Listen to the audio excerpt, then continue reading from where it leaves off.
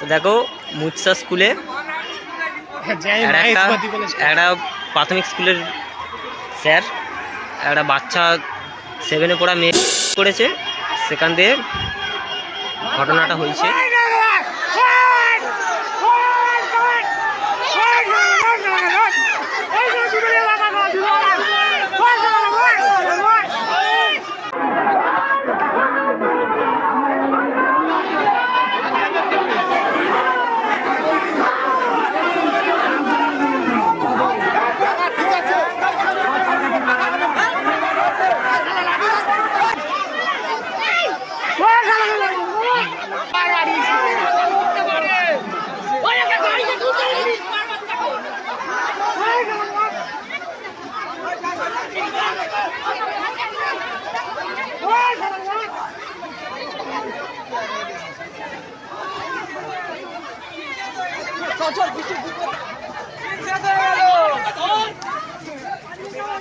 ওকে ধর